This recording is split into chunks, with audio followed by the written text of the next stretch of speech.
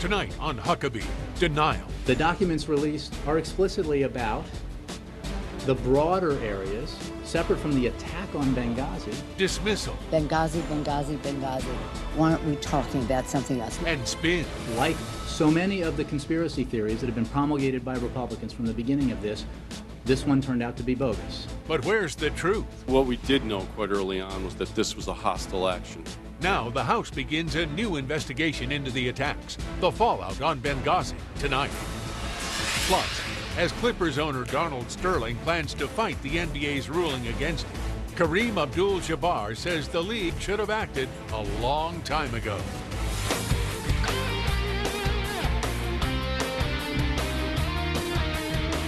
Ladies and gentlemen, Governor Mike Huckabee.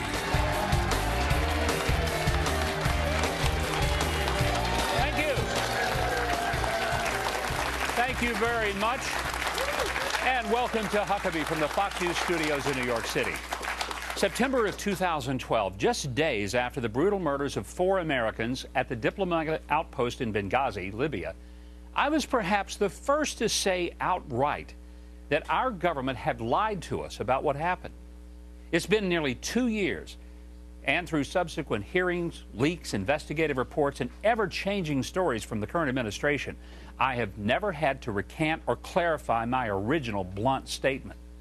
This week, Judicial Watch finally obtained some bombshell emails revealing that top White House aide Ben Rhodes instructed Susan Rice to go on 5 Sunday talk shows and spin the lie that the attack at Benghazi was due to a YouTube video.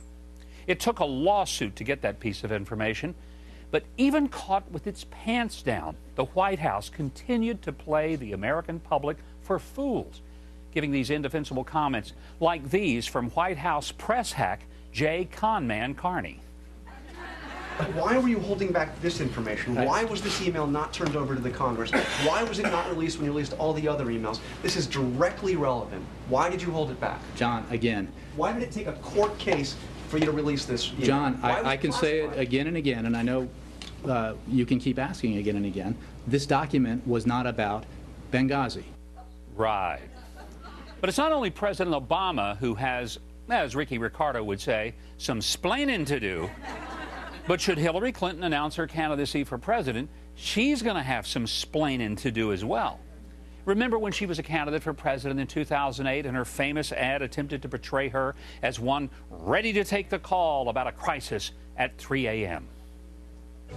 It's 3 a.m. and your children are safe and asleep. Who do you want answering the phone? I'm Hillary Clinton, and I approve this message. Well, as it turned out, it wasn't a 3 a.m. call waking her out of an Ambien-induced stupor that we needed to worry about. It was a call around 5 in the afternoon coming from desperate American personnel under attack and begging for their lives. And now there is no record that she even had a conversation with the president that night about the events that would end the lives of 4 Americans. There is record of the president going to bed, getting a good night's sleep, just before he jetted off the next day on Air Force One for a political fundraiser in Las Vegas. But no special forces were scrambled to rush to the sound of the guns in Benghazi and try and rescue our fellow Americans under siege. Another surreal moment came Thursday night when, in an interview with Bret Baier, Tommy Vitor, former Deputy National Security Spokesman, pretended he really couldn't remember something as trivial as Benghazi. You also changed attacks to demonstrations in the talking points? Maybe. I don't really remember. You don't remember? Dude, this was like 2 years ago. We're still talking about the most mundane it is the thing process that everybody is talking about. Really? Is this someone we gave top security clearance to?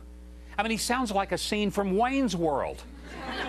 Look, I'd love for him to have to face the families of the 4 Americans murdered that night and say, oh, dude, that was 2 years ago. It's disgraceful. The cover-up the original lie was told so often that Democrat members of Congress became immune to the tragedy and fought any attempts to get to the truth as some kind of partisan witch hunt. Most of the mainstream press, of course, ignored the story, and the White House even became so bold as to call the entire incident a phony scandal. President Obama, Vice President Biden, and Hillary Clinton all looked those family members in the eye and promised they would get to the bottom of it. They even said that they would find out who was responsible for that little video. Well, maybe that was easier than trying to find out who was responsible for the actual murders and the subsequent lies and cover-ups. They knew then, and they know now, that the attack was not about a video. We once had real newspapers and broadcast news outlets that cared about a government lying to the people. Lying and covering up in Watergate ultimately resulted in a president resigning and several of his top aides going to prison. But there are big differences between Watergate and Benghazi. The press didn't look the other way. And in Watergate, neither did Congress. Oh, and in Watergate, no one died. I promised Charles Woods, the father of Tyrone Woods, that I wouldn't forget the sacrifice of his son. I keep a photo of Tyrone that Charles gave me. I keep it right in my office as a reminder. And that photo's not coming down until the truth does, and until somebody answers for what happened. And I'm going to serve notice to Hillary if she runs for president. Sooner or later, you're going to have to answer for this. What difference at this point does it make? Well, let me tell you the difference. Those four murdered that night couldn't run or hide. And Hillary, neither can you. That's my thought. On Friday, the House Oversight and Government Reform Committee subpoenaed Secretary of State John Kerry to testify on May 21st about the newly revealed Benghazi documents, including an email from advisor Ben Rhodes, who listed some goals for Susan Rice to convey on the Sunday talk shows. One of which was, and I quote, to underscore that these protests are rooted in an internet video, not a broader failure of policy. Joining me now is former CIA officer and member of the Citizens Commission on Benghazi, Claire Lopez. Claire, it's great having you here, and I want to just get right into this question. Do you think that some of the revelations, particularly the Ben Rhodes email, in which it now becomes quite clear that the White House, not someone deep in the CIA, but the White House itself had specifically taken out references to al-Qaeda and talked about this video that we know was not true? Is that a game changer, and if so, why? Yes, Governor, I think you're absolutely right. This absolutely is a game changer. That Judicial Watch was able to get these emails, the one from Ben Rhodes in particular, but a slew of others as well, and they very clearly show that the White House itself, not just the CIA, as we now know, Acting Director Mike Morrell took part in the alteration of the talking points too, but the White House, at the highest levels in the White House, altered those talking points to remove references to al-Qaeda, to it being a terrorist attack, and for the crass political purpose of shielding a presidential campaign. Many of your Former colleagues at the CIA, where you were for a number of years, I'm curious as to how they have reacted to the fact that they've essentially been scapegoated through this whole process, that it was their fault, that they changed the talking points, that they were the ones who said, oh, don't send anyone in, don't change the security. I have to think that there are people deep in the agency who are utterly just frustrated and angry that they have been blamed for things over which they had no control. Could you speak to that and tell me, is that an accurate assessment? Well, you know, I've been out of the CIA for many years now, but I would expect that there are many good and patriotic people still serving there who are very frustrated at what happened in Libya and in Benghazi. But I would have to say that in addition to the talking points, which the CIA did participate in altering, we have to think about the role that not just that agency, but our entire top level of U.S. government organizations and national security, the initial participation in Libya in 2011, when all of the above, Department of State, Department of Defense, the White House, the National Security Council, intelligence community, all participated and agreed in helping to facilitate the delivery of weapons to al-Qaeda, the militias that overthrew Gaddafi, and ultimately were the same militias that came back and attacked our mission and killed our people. Claire, John Kerry's going to be up before Congress May the 21st. What do you think we'll hear from him when he appears before that committee? Well, Governor, I certainly hope that they ask him about the archives of the documents and the records that would have been accumulated and hopefully saved under his predecessor, then Secretary of State Hillary Clinton. And that would include, of course, all the records of the telephone calls, the video, whatever there might be, of the mission and the attack that night, as well as all the cable traffic that was pouring in from all directions on that night. It would also include, hopefully, the record of cable traffic from other departments, military commands, for instance, about what they were doing and how ready they were to step in or to go forward and to mount an attempt, at least, at a rescue of our people, how and why they were held back from acting. All of those things are in the State Department records, and hopefully Secretary of State John Kerry will be asked about those. Well, I hope so. Claire, thank you very much for joining us. Great to have you here. Thanks so much. House Speaker John Boehner announced he is going to appoint a select committee to investigate Benghazi. I'm going to be talking to Texas Congressman Michael Burgess about that when we come back. Stay with us. Saying he's sick and tired of the evasion and obstruction from the Obama administration, House Speaker John Boehner announced that he's appointing a select committee to investigate the attacks. Meanwhile, Texas Congressman Michael Burgess has introduced a bill that would award $5 million to anybody who could provide information regarding the attacks in Benghazi. Congressman Burgess joins me now. Congressman, nice to have you with me and appreciate you being here. Thanks for having me on. Last year, you and Congressman Frank Wolf were among others who sponsored a piece of legislation that would have called for the select committee. We're finally getting around to it. The Speaker now says, okay, we're going to appoint one. Should we have done this before? Well, obviously, I thought so, and I agreed with Chairman Wolf on this. You know, Governor, it's not that people haven't done work. They have, but it's kind of like you got 5 fingers with no palm. You can't get a grasp. You can't get a purchase on anything because where one committee's jurisdiction runs out, another's may pick up, but you don't always have that continuity. So the continuity is now something that will be provided. And I got to tell you, this has been a heavy burden to carry. That is why we are not proceeding with this investigation.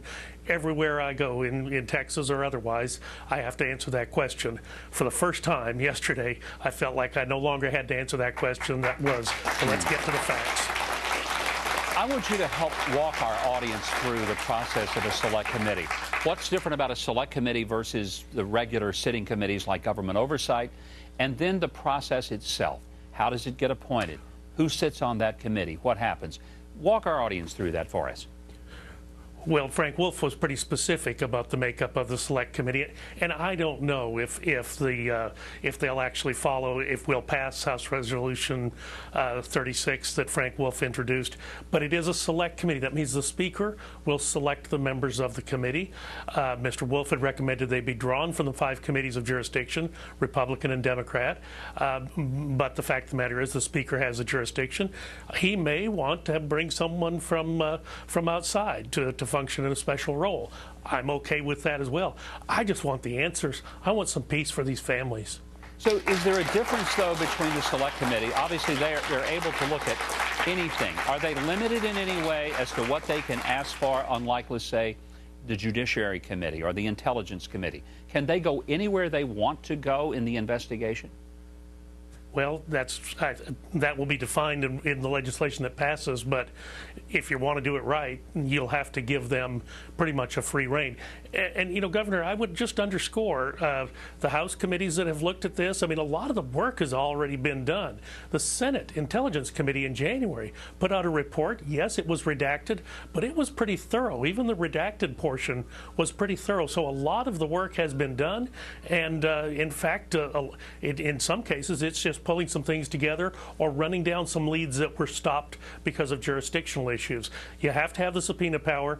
I also would like to see whoever is in charge able to bring charges directly in federal court and not go through the Attorney General. Yeah, I think that's a good point, because the Attorney General is never going to file anything against somebody in the Obama administration. Will this committee have the power to subpoena Hillary Clinton, even though she's no longer the Secretary of State? Can they compel her to provide testimony? Well, you do get into some legal issues there, but for the life of me, I can't believe that she would not want to come before the committee if asked and be forthcoming. I mean, she was the one who came to a classified briefing that we had shortly after this all happened and said, I want to get to the bottom of it. The Accountability Review Board will be thorough, it will be ruthless, and it will get to the bottom of it. The Accountability Review Board didn't find anything and held no one accountable. So I think she would want to be true to her word, and for that reason should not have to be compelled to come testify. I think she should volunteer. Well, I think she should, and I hope she will. What about Benghazi survivors, Congressman? Will they finally be able to come forward and tell their stories? They've pretty much been deep six through this whole investigation. Well, and that's right. And actually, for some of those individuals, they actually need a subpoena because otherwise they can't come forward and testify because of the nature of the work that they were doing on the ground and in other countries. So, yes, I think finally we're going to be able to cut through some of that, some of those blocking issues and bring forth the people that actually can provide the information. And, you know, let's remember, there were diplomatic security people on the ground, but DOD had security people on the ground that night as well. There were 3 attacks over 7 to 8 hours. You know, that whole business of we knew we didn't have time to get there. You didn't know how long it was going to last. Please, will someone explain that fact to the American people, because I struggle with that every night. Congressman, thanks for joining us. I appreciate your insight into the process. I think a lot of people have heard these terms. You've helped make it a lot clearer. Thanks for being here. Thank you, Governor. Well, there are new developments in the case of Justina Pelletier. We're going to talk to Justina's sister in just a moment. Plus, the commissioner of Massachusetts Department of Children and Families resigns. Details coming up.